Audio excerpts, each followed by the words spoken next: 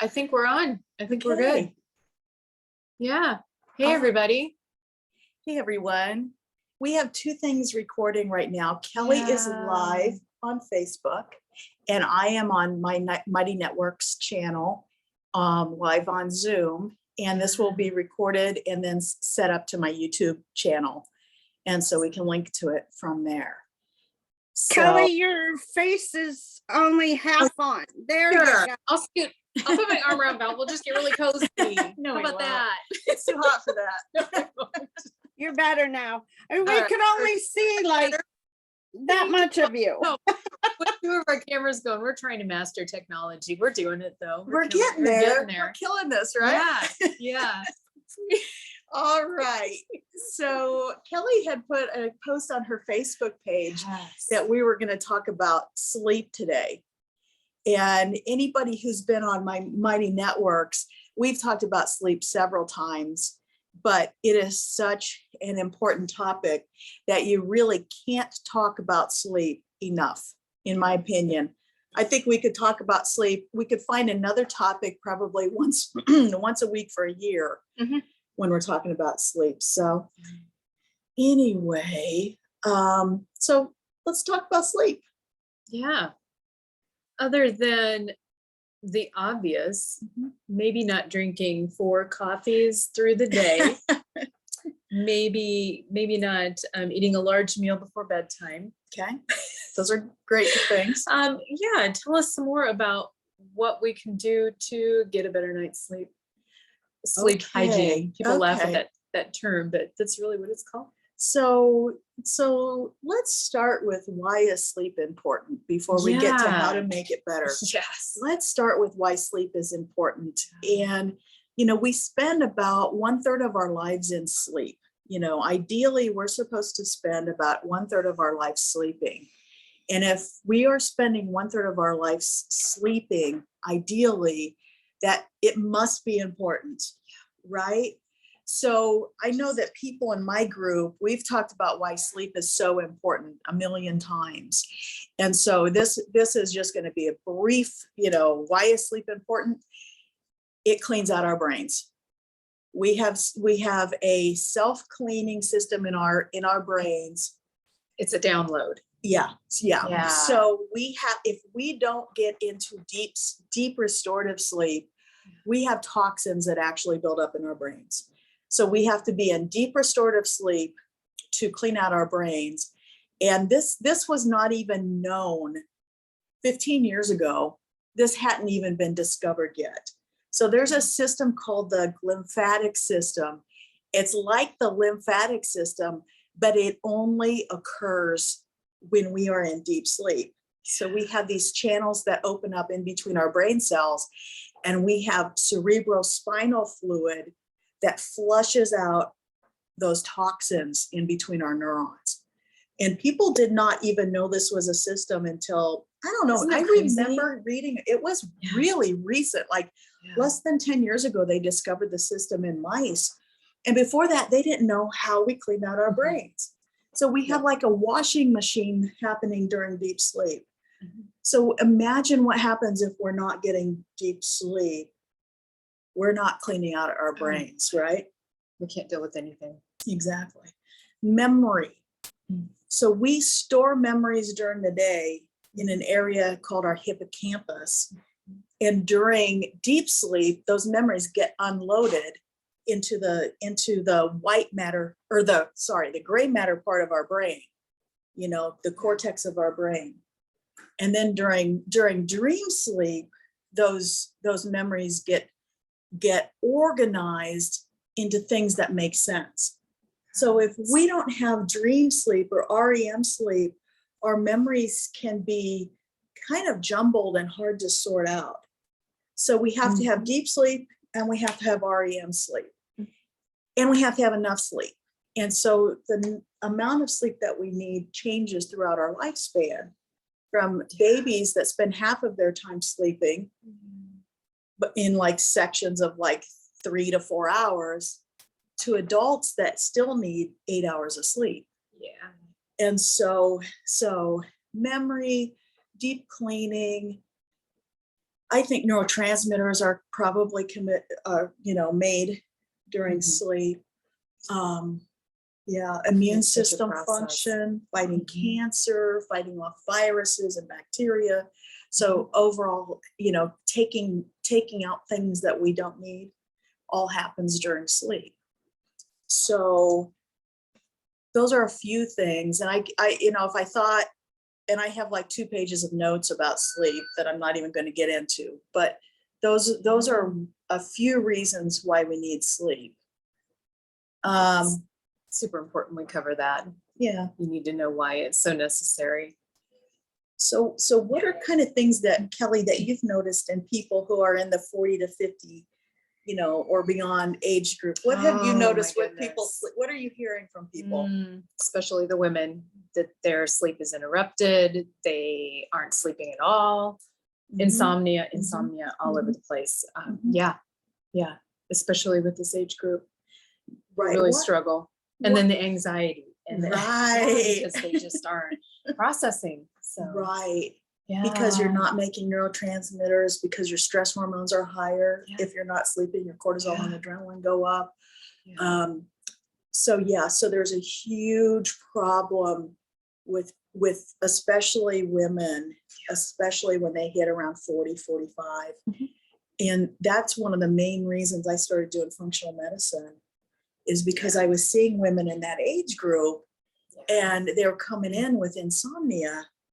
And then, so what does traditional medicine do with insomnia? Oh, well, Kelli? we start a medication. Yeah, Yes. yeah. Yes, Like what? A sleeper. A sleeper? Oh, gosh. Okay, what else do we do? Yeah. Oh, and then of course, always our anti-anxiety and our depression medication, because they're both, because they are not sleeping. So Wow. yeah, I know we keep repeating this theme, but it's true. Right, exactly. Yeah, it's true. So that's the normal thing that happens if you're in your 40s and your 50s and you stop sleeping and you develop depression and anxiety because you're not sleeping, then you get put on a medication that, to help with that. And unfortunately, as we talked about with anxiety, the medications, they work short term, maybe extremely well short term, right?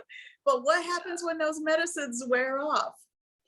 You're worse than if you'd never taken it in the first place.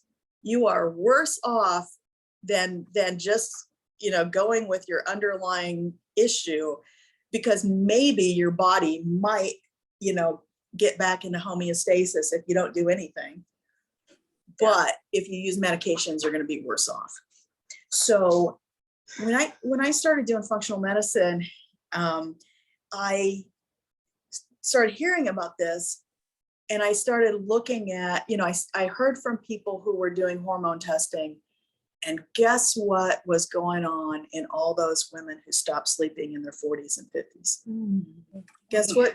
Issues with progesterone, perhaps. Yeah, they stopped making progesterone. Yeah. And it was that drop in progesterone that, in my opinion, is the single one thing that is causing sleep issues in women in that age group.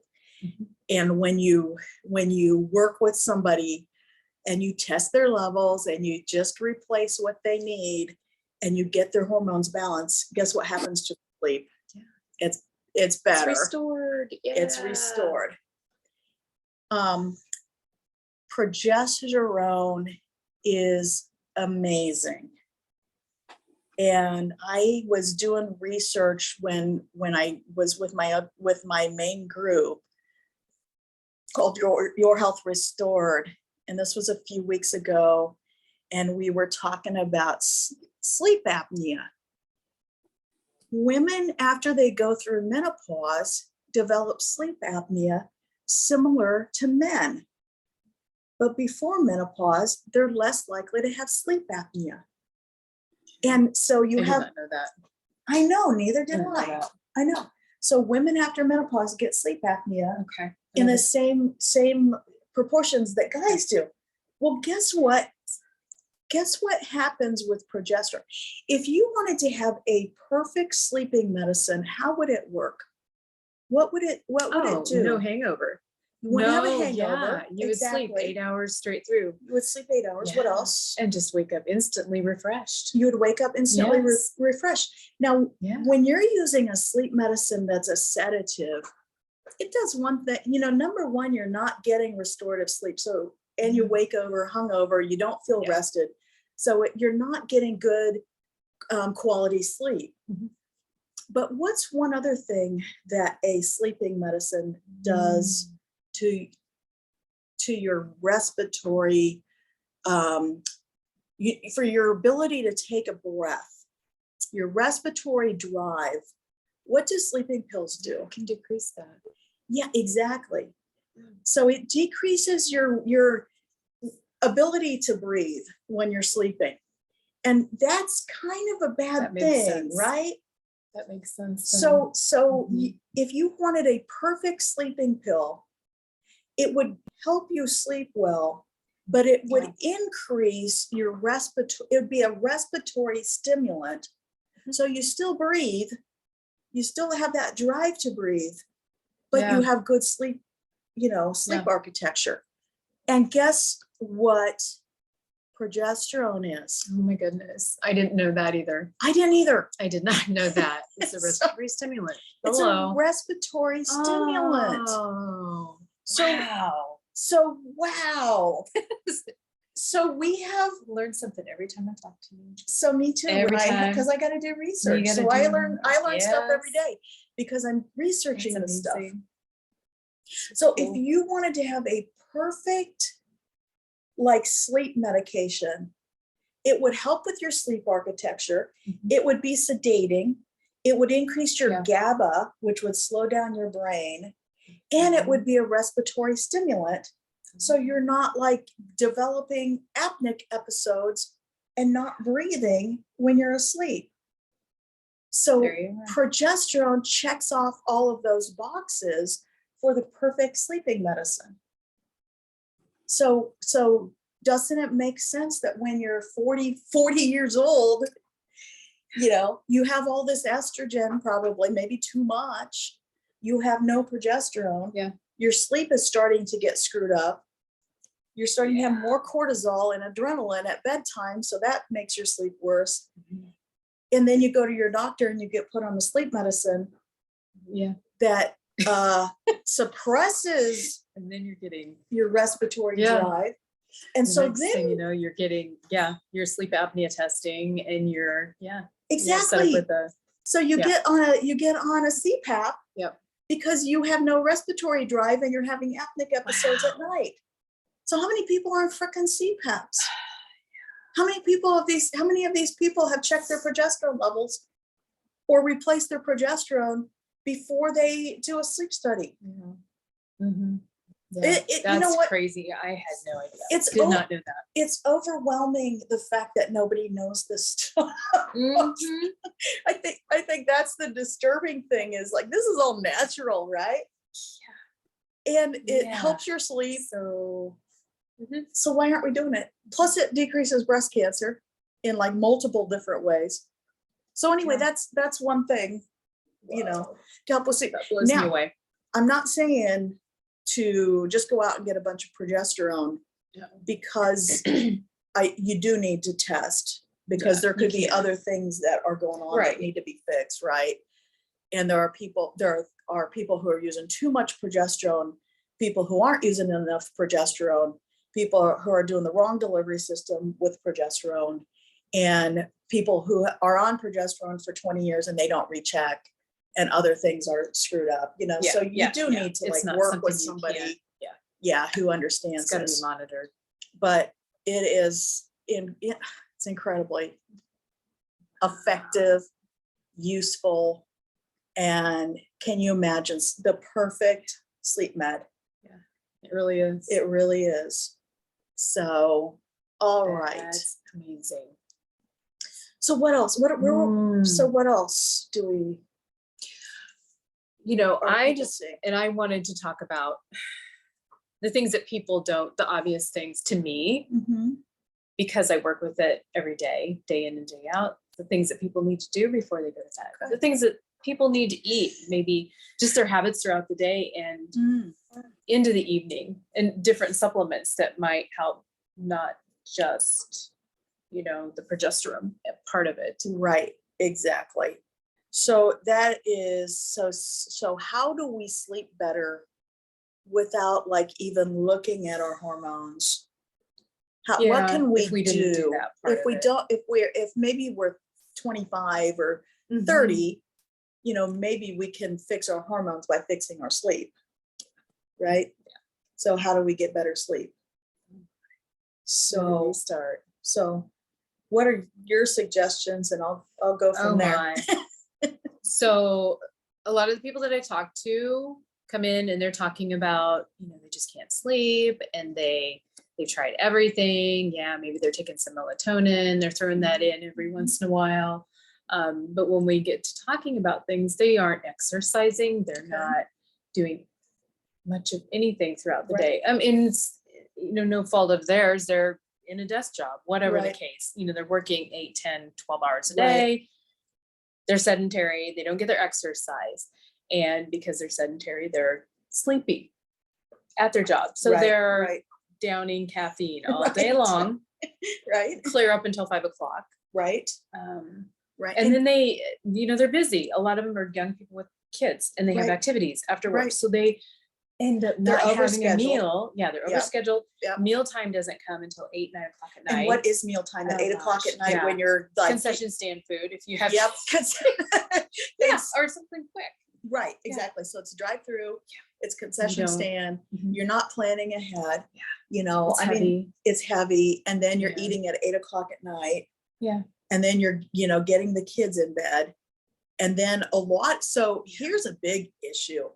A lot of moms specifically never have any time during the day to themselves.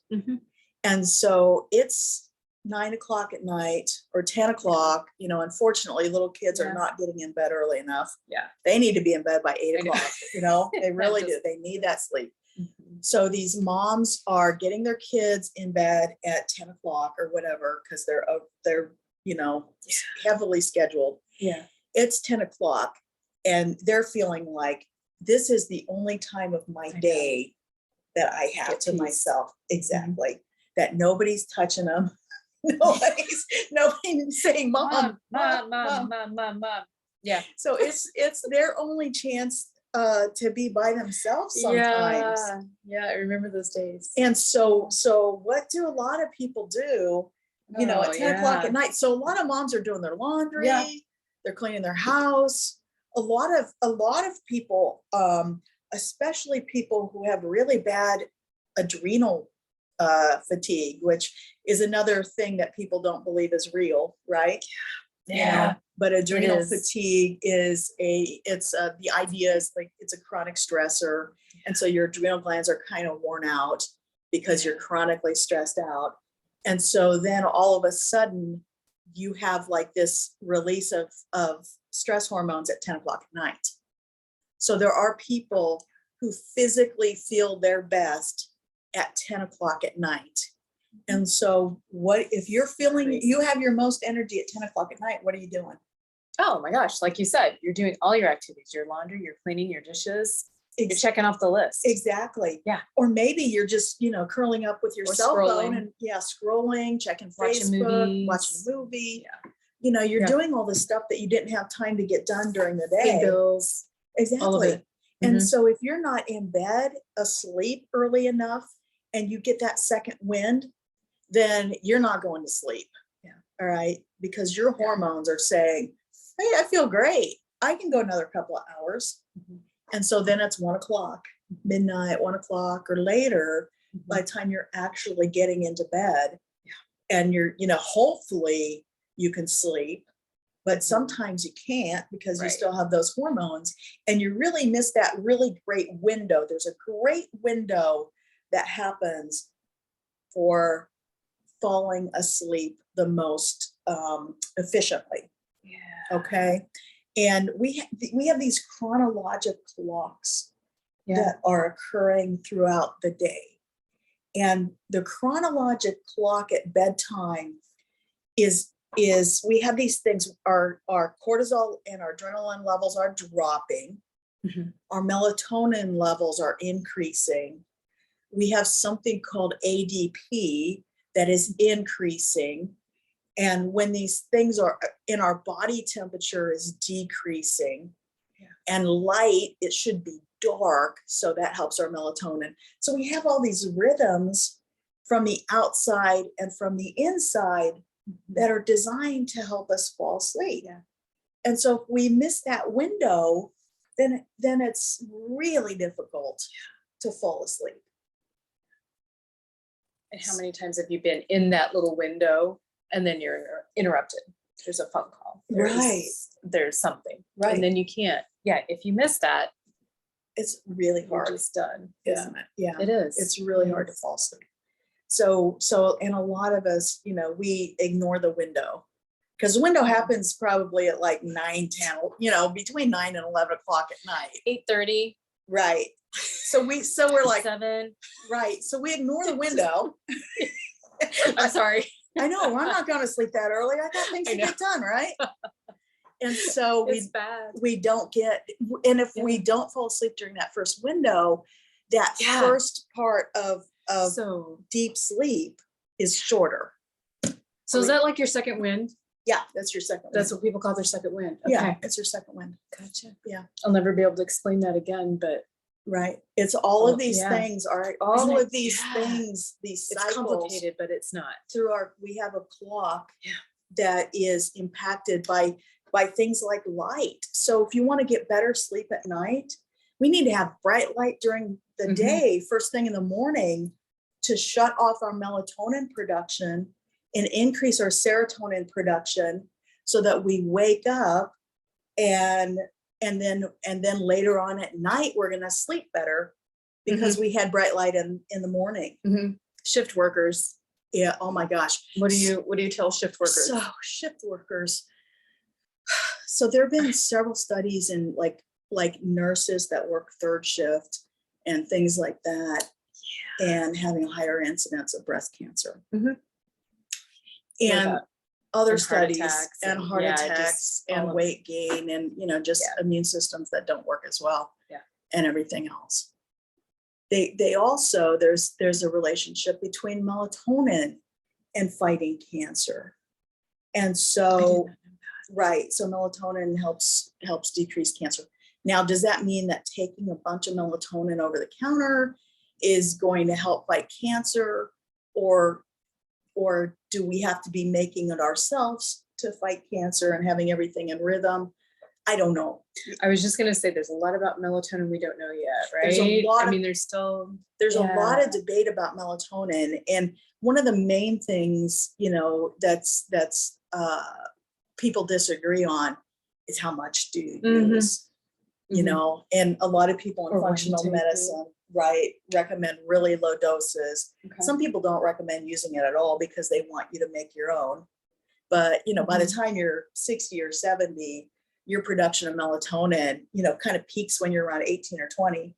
And then it just slowly drops during your life. Really? Okay. Oh, yeah. Great. So it's like, why not use it? You're not going to make it Great. anyway, right? Of course, there are people that are like, okay, if you're taking it from the outside, you're going to suppress your pineal gland's production of Okay. melatonin. I say, who cares, right? Because you're not making it anyway, but I might be wrong with that. And I also use higher dose, I use higher doses with melatonin, but Okay.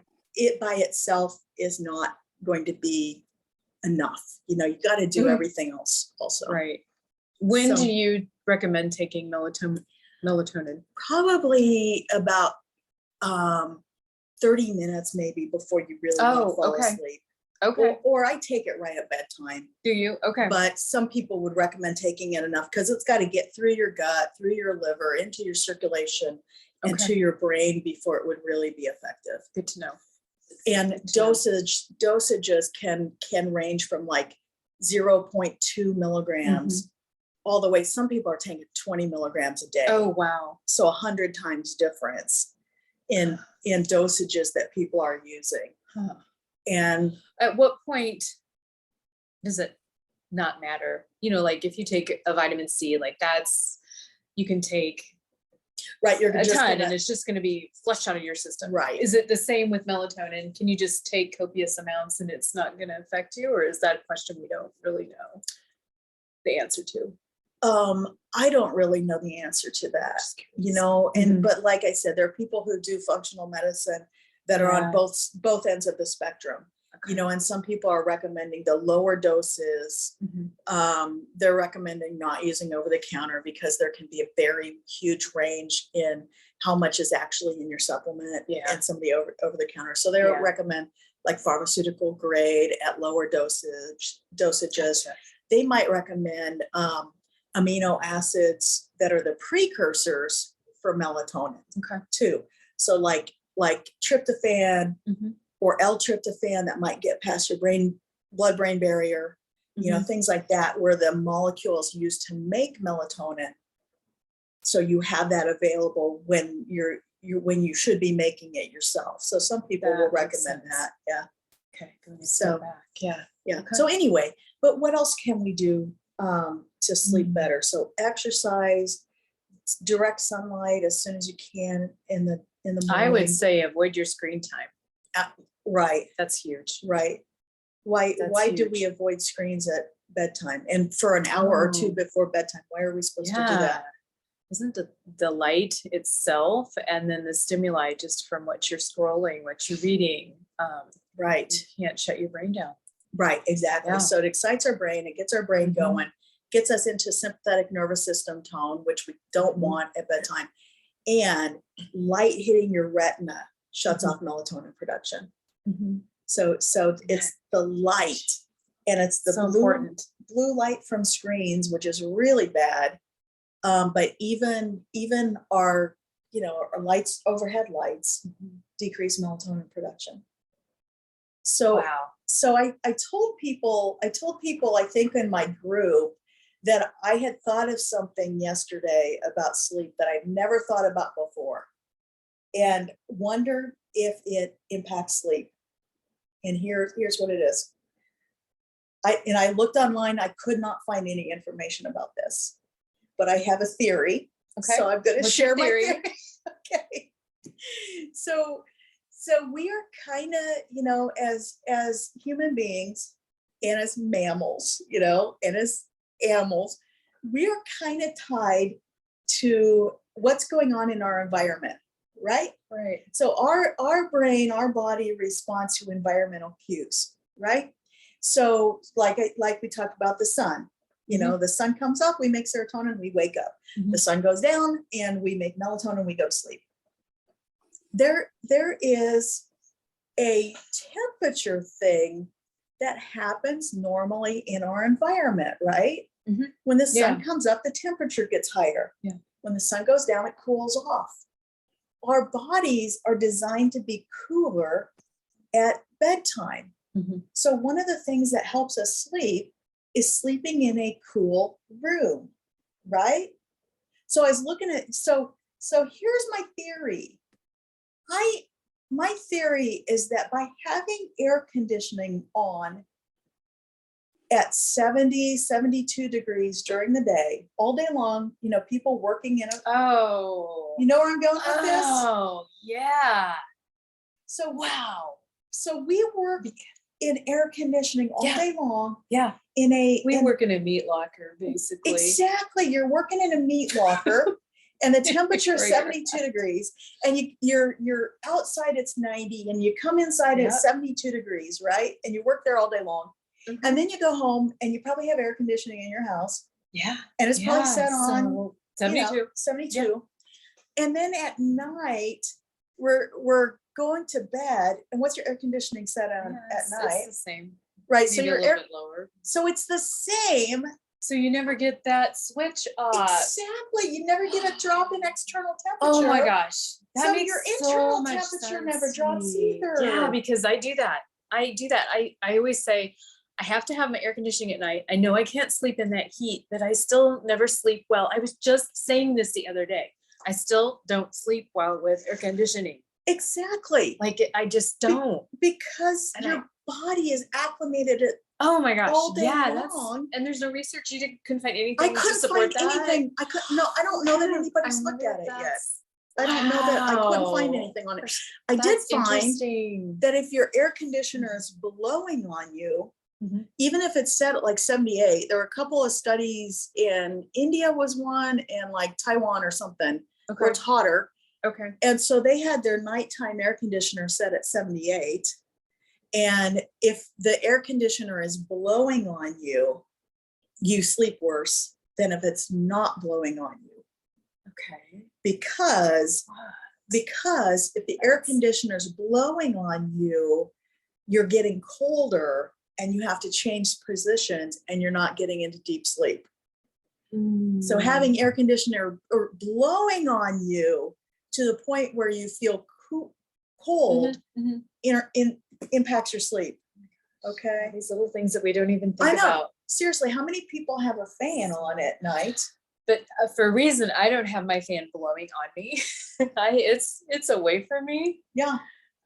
For that reason, Right, because it would see? make me too cold, Right. or I would be congested. So I just have it for Right. noise. That was the It's other my thing noise. is you get like dry, if you have air conditioning on, you can get dry air and that can Mhm. cause sinus issues and, things like that. That's so interesting. So that was your little nugget that you were teasing me with, because you mentioned that yesterday Yeah. that you had some information. Yeah. Yeah. No idea. Yeah. Oh, So, wow. so what would That's- happen if, we like specifically say, okay, well, I'm going to go outside, I'm going to, Yeah, if I control yeah. my own environment in my Yeah. house, then why don't we leave it, my house is set at like 80 degrees during the Shut up. day, It or is. 78 or 80. Because I figure if it's 90 outside, I'm coming in at 78 or 80. I Yeah. still feel better. You still do. And then Yeah, at night, I not- turn down I like open up all my windows and let Mhm. like the cool air come in. Mhm. So I feel like I'm more like trying to be attached to the environment a little bit more.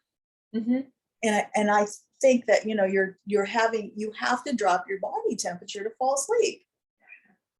And that's more of a natural way to do it. Yeah, Like you said, you're more in tune, you're more acclimated with your climate. right, exactly. So- With your outside, Okay, so I'm environment. not crazy, because that's what I like to do too, but everybody else Yeah. around me wants it super cold. So when did air conditioning, when did air conditioning happen? Good question. No idea. Well, No I'm idea. just guessing, but probably, I know as a kid we had like an air We always unit had in a window, bedroom. and we're really old. Right, so we are it's been around really for old. a long time. So we've had air Don't conditioning. know. We had a window unit when I was a kid. And I remember that one time, sometimes if it was like super hot at night, we'd sleep in my parents' bedroom on Yeah, the floor yeah. or something like that. So we'd Yeah. have air conditioning. We did the same. We Right. did the same. We just had that one window air conditioner, and then central air came in. Exactly. Yeah. Yeah. So when did Makes central such a air weird- come in? I don't know. Probably What, 80s or 70s or 90s. I don't know. I don't know. 70s or 80s. Okay. Good So, question. Somebody needs to so yeah, do we know the answer say, to that? tell us. Let us So, know. so what happened what has happened since central air came in? Yeah. Like people are sicker, people have gained weight, So it's just like so could central, so the fact that we're in climate control all the time, could that be contributing to weight gain? Okay, thank you. So it's not just me. Diabetes, Yeah.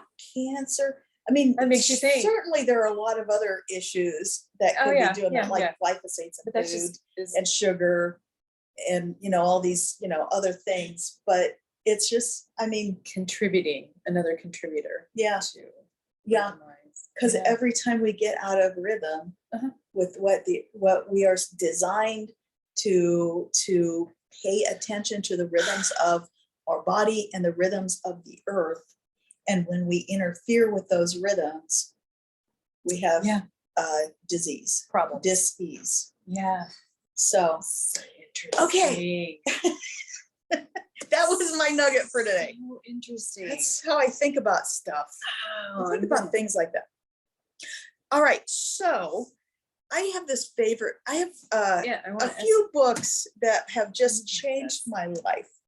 And this is one of these books that I just absolutely love. Why We Sleep. Why We Sleep. And people in my group have seen this book because I've talked about it. I've done a couple hours on video of this book Okay. before, okay? And you don't have to buy the book, okay? I'm not getting a cut from this book. I didn't write it or anything. The person who wrote it, his name is Matthew Walker, and he is a sleep scientist. He has a PhD, and his only thing that he studies is sleep. And so it just talks about what sleep is, how it affects your brain, how it affects your health, what happens if you don't get enough sleep. It talks about how our medical system for training doctors talks about, there's a brief area, it talks about sleep deprivation and jobs that are associated with sleep deprivation and what happens if you have sleep deprivation. Okay. Yeah, that would be very interesting to read. So he talks about medical training. So medical training was kind of designed by this guy at Johns Hopkins in the late 1700s, I think, maybe 1800s. Anyway, he trained med students and residents, the equivalent of med students and residents. And he expected them to be available 24/7 through, all the time. He expected them to be available so that they could learn from their patients. Well, here's the rest of the story is he was addicted to cocaine. No, Way. it wasn't. He was addicted to cocaine. He was a cocaine addict. And so he was able to stay awake all the time because he'd just be sniffing so that he could be awake all the time. And so from there, that's where we get this. This has been perpetuated throughout. Yes. This is the system that medical care, It's that based your on. doctors have trained under. Okay. Oh, that And blows my mind. when I was in residency, I remember being on call. My first rotation was obstetrics. I was on call 16 nights and 30 on my first rotation. Okay. Expected to be there It's almost like 24/7. training to be a Navy SEAL. It's almost- worse. It never it's ends. almost, yeah. It's You're like right. way worse, You're right. it's way worse than that because at least they have an end point. Yeah. We never have an end No, point. you don't. And do once not. people are in practice, there's no end point. A lot of doctors are still taking call like the cocaine addict did. Okay. And I So- feel like the younger generation, they're coming in with whatever fortitude to say, I don't know what's changed. Well, one thing that's changed is they have an 80-hour work week. Okay. Okay. They're supposed to have a maximum of 80 hours work week. Now, That's in real interesting. life, a lot of the residencies ignore the work week or they lie about their hours. Otherwise, the med students and residents are punished if they tell the truth about how many hours they're really working, which is why doctors have one of the highest, probably the highest suicide rates. Yeah. It's not Yeah. because they're, you take the people who are, work the hardest, have to do the best throughout high school, college, and then you beat the absolute life out of them during their training and their careers sometimes. Wow. And so anyway, there's supposed to be an Interesting. 80-hour work week at residencies, but there is no work there. You can, in practice, there are no limits on how much somebody in practice can work. You can't fly a plane if you've worked more than like 12 or drive a hours. truck. Or drive a truck. They have limits. Right. I mean, but you can do do brain surgery on somebody after being awake for 32 hours. how ironic that it's the caregivers Yeah. that are to be made examples, that are to be expected to do the most. Well, That's seriously, just- I think there are Geneva rules for prisoners where you can't, where you could not do to a prisoner what they expect for your doctor. That's too much. Okay. Yeah. So, It's a prime example of why Yeah. sleep is so why important. sleep is so important. So don't be that last person getting surgery at 5 o'clock at night when that surgeon has been awake from 6 o'clock in the morning kidding. and has been, working for 12 hours. Don't be that person having surgery. Yeah. If it's not an emergency, try to be the first Right. person of the day. All right. I'm so glad it's maybe starting to change. Yeah, it has to Yeah, change. it's It got just absolutely has to change. So anyway, Why We Sleep, great book. you can watch this guy's TED Talks. He's got Oh, several okay. TED Talks. So if Okay. you don't Matthew like to Walker. read, Matthew Walker TED Talks. I like the one called Why Sleep is Your Superpower. Okay. Great TED Talk. And anyway, if there's anything that we have missed today, he probably covered it. I'm looking at my questions because I've got my phone. We're doing this. I'm doing this on my phone. My phone's tilted. So I don't know if there's questions I've missed from anybody. I'm sorry if there are. But yeah, modern conveniences, Patty says, and what we call progress isn't necessarily progress, especially Exactly. when it comes to health. Exactly. wow. Great point. So true. Great point. So true. Oh, okay. So Yeah. one thing I wanted to mention in this book is I love this book. He does mention how after menopause your sleep gets screwed up, Mhm. but he doesn't go into the hormonal kind of situation. Okay. Why does our sleep get screwed up after menopause? Okay. And Yeah. so anyway, that's why we talked about it. We Wow. talked about why our sleep gets screwed up because your hormones are screwed up. Yeah. So anyway, I'm Anything blown else? away. No, I can't take in anymore. That was amazing. Thank you. all right, my brain is full. Thank you. My brain is empty because I've emptied If everything out of anybody my has brain. questions out there, feel free to type them. Let us know, or post below later if there's anything that you think of. Kathy, on my side for your health restore, do you have any questions? I'm still recording. Do you have any questions you want right now? No, it's a good, I mean, you've talked about this in our group many times. But yet there's still, every time you talk about it, there's more information to add to my book. So I was looking at this today. So I had this thought like yesterday about the temperature and about, is that another thing that's screwing people up? I'd never thought about that before, but it totally makes sense that we're blocking that drop in temperature during the day, which is why, if nothing else, take a shower, take a cool, like a lukewarm shower or a lukewarm bath at bedtime, if that's the only way you can cool down, because that can help trigger sleep. And I don't know, I have to leave the building when I'm at work. I have to leave the building at lunchtime. Yeah. I've got to get out and get some vitamin D. I've got to get some sunshine. And maybe that's just an innate thing with me. Right. I'm in touch with it for whatever reason. It's my go-to. And it's my survival technique to get through the day. I just have to have that. Yeah. So I don't know if that makes a difference, because my temperature does go up during lunchtime. I get some vitamin D, I get some sunshine. If you can get outside, just do it. And I think the thing about it is try to mirror what's going on. Try to be as close to natural as we can in probably everything from the food that we eat, to the activity that we should be getting, to the sunlight, to the oxygen, to grounding, which people talk about, which is like going barefoot, just so that we stand on get the rid grass, of, we get rid of electrons, I think it is, or we gain electrons or we get rid of them. I'm not sure, but anyway, it's supposed to help with inflammation and free radicals. So, all right, I'm gonna stop recording on mine. And if we have any questions,